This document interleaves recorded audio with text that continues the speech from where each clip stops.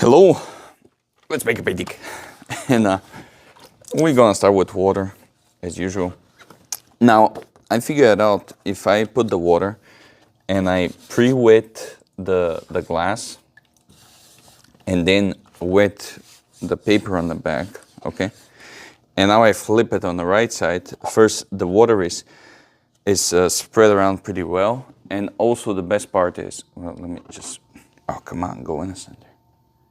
Okay, and when I flip it over, now the paint is distributed pretty well around. It's everywhere around, very even. Anyway, so let's go with this. What color is this? I have no idea what is that. All right, brown.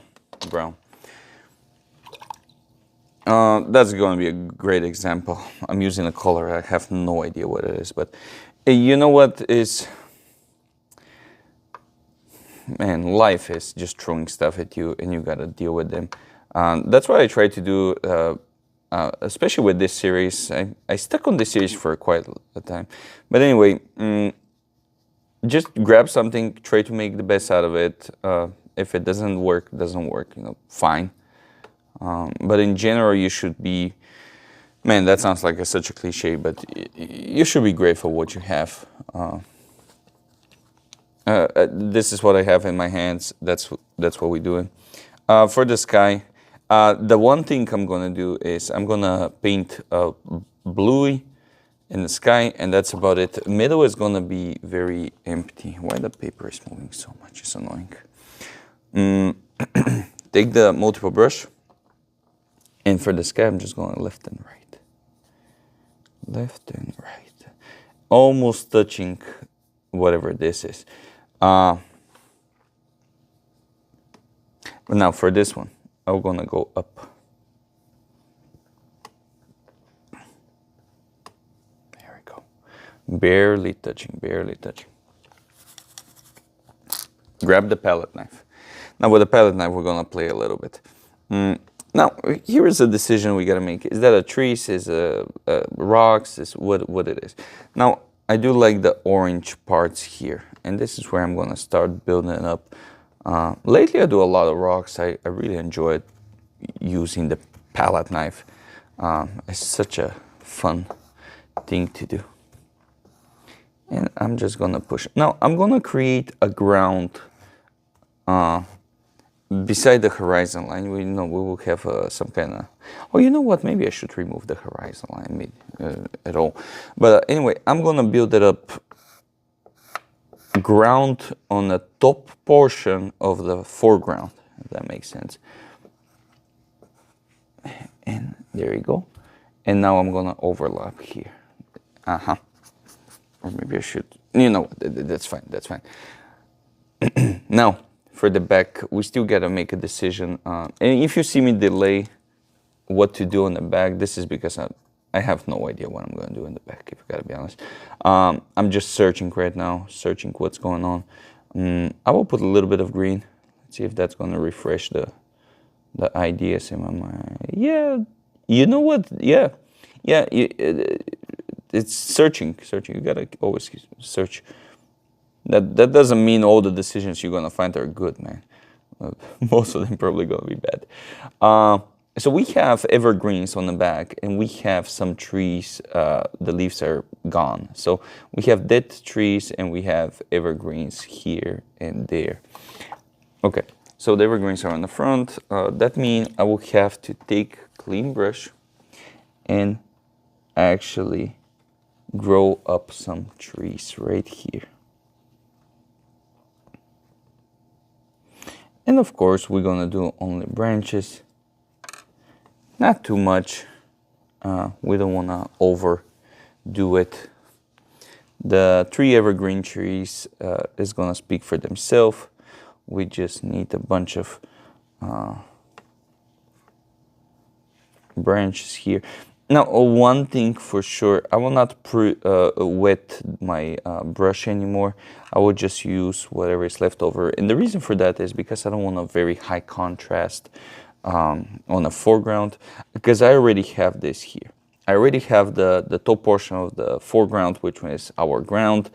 So it's like a little hill, and then you go down. But the thing is, if I make the trees way too bright, it's going to interfere with that, which one is not good. We want our focus to stay on the foreground. Okay, now take the palette knife and add same thing, but this time I'm just gonna push down. There you go. I'm making grooves. Now I'm gonna take a little bit of black with my pre-wet the palette knife and just take some black color so I can emphasize a little bit more on that and some of the branches. That's gonna give additional feeling of, so it doesn't look flat. Okay, there we go, and here we go, and here we go. Now, all this is good, fine. The one thing we need to figure it out is, I will keep removing stuff because I'm not sure exactly what I want. The one thing we need to figure out is what is going to be here. What is going to be here? Here, I'm going to emphasize a little bit more on that part of the painting. There you go. And now I just need one detail here. And this one detail, of course, is gonna be, well, it's not of course, because it's not like a common thing, but I know what I'm gonna do. This is a park. And if it's a park, that means it's got a light post. And if it's got a light post, maybe it should be orange. There you go. And of course, spread that orange around.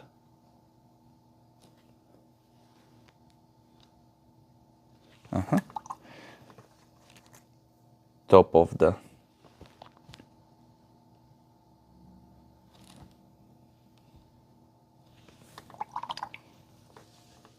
take the palette knife.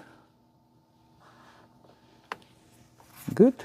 And a little bit of drawing shadow, and we can call the day. Someone not saving money with this because they use the electricity during the day. So, you know. I mean, what are you gonna do? We're just lazy, or it's just very cheap to keep it up with these things. One thing I want to remove here, it's not going to be a big effect, but I don't want the whole thing to be too much in our faces. For the final thing, I'm just going to push down with my palette knife so I can create a little bit of light by simply pushing some of the paint around. And I don't really like this. I'm losing the shape here.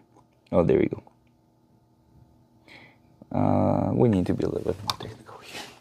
And there we go. Watercolor, abstract, landscape.